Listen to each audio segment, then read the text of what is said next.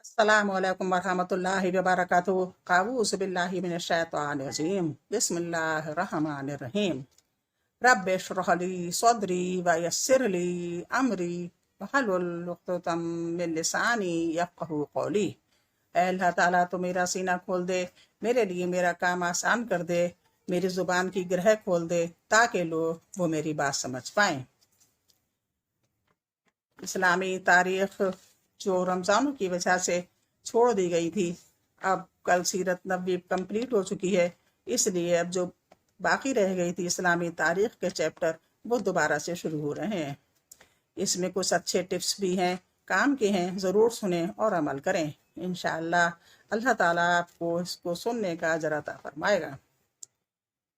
बिस्मिल्लाहिर्रहमानिर्रहीम। इस्लामी तारीख हज़रत इब्राहीम अलैहिस्सलाम। हज़रत इब्राहीम अलैहिस्सलाम इराक़ में बाबुल के मुकाम पर एक बुत परस्त कौम में पैदा हुए।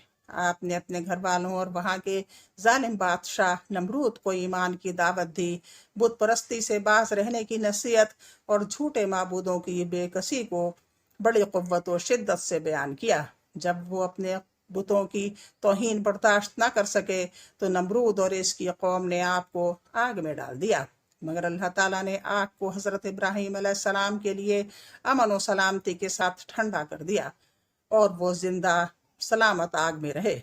इस मंजर को देखकर कुछ लोगों ने ईमान कबूल कर लिया, जिसकी वजह से बादशाह और कौम की मुखालफत और शदीद हो गई और वो अपने अहल खाना को लेकर बाबुल से शाम और फिर वहाँ से मिस्र की तरफ हिजरत कर गए।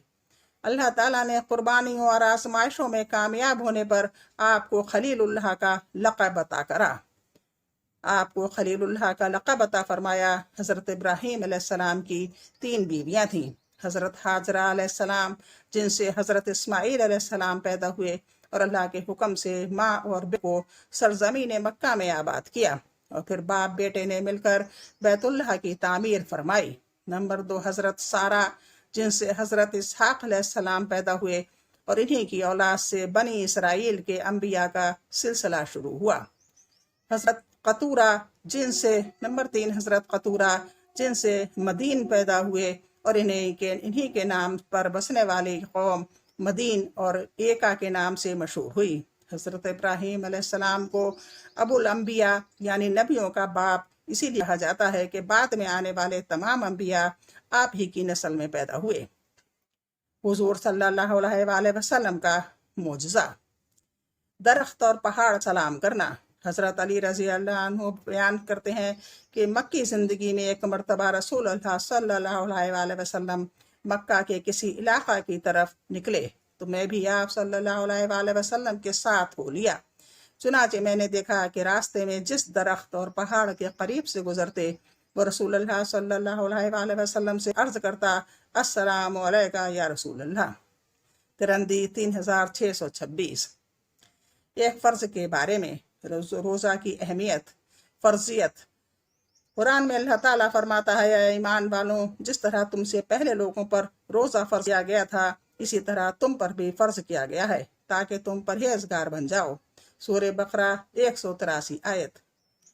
एक सुन्नत के बारे में, इफ्तार के बाद ये दुआ पढ़ें। रसूल अल्लाह सल्लल्लाहु अलैहि वसल्लम इफ्तार करते तो ये दुआ पढ़ते, ज़हबज़्ज़माउ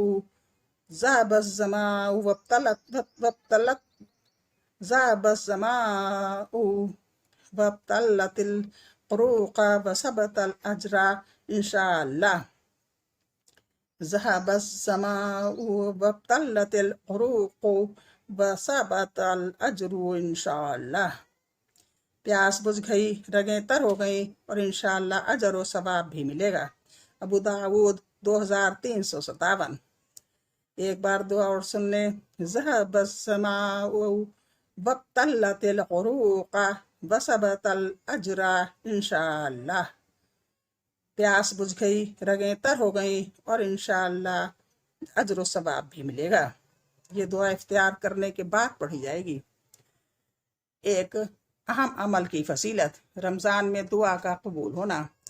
रसूलुल्लाह सल्लल्लाहु अलैहि वसल्लम ने फरमाया, रमज़ानुल मुबारक की हर दिन और रात में अल्लाह के यहाँ से जहन्नम के कैदी छोड़े जाते हैं और हर मुसलमान के लिए ہر دن اور رات میں ایک دعا ضرور قبول ہوتی ہے۔ ایک گناہ کے بارے میں قرآن میں اللہ تعالیٰ فرماتا ہے، جو شخص اسلام کے علاوہ کسی دوسرے دین کو پسند کرے گا تو اس کا وہ دین ہرگز قبول نہ کیا جائے گا، وہ آخرت میں نقصان اٹھانے والوں میں شامل ہوگا۔ سورہ آل عمران 85 آیت۔ دنیا کے بارے میں کافروں کے مال سے تعجب نہ کرنا۔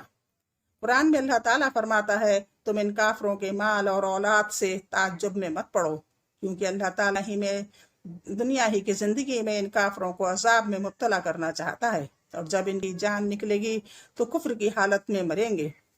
سورہ توبہ 55 آیت۔ آخرت کے بارے میں اہل جنت کی آپس میں محبت۔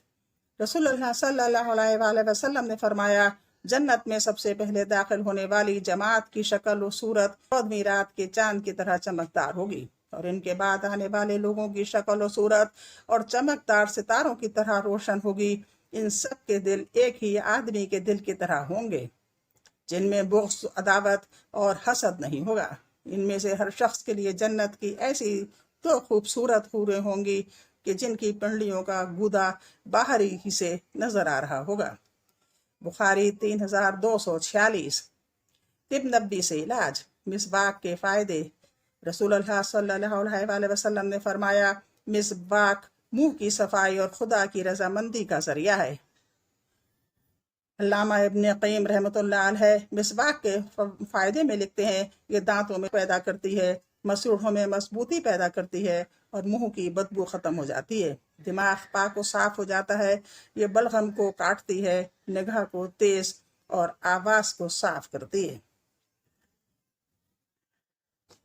نبی صلی اللہ علیہ وسلم کی نصیحت۔ رسول اللہ صلی اللہ علیہ وآلہ وسلم نے فرمایا، تم اگر کسی کو برائی کرتے دیکھو تو اپنے ہاتھ سے روکو، اگر ہاتھ سے نہ روک سکو تو زبان سے روکو، اور اگر زبان سے بھی نہ روک سکو تو اپنے دل میں برا سمجھو، اور یہ ایمان کا سب سے کمزور درجہ ہے۔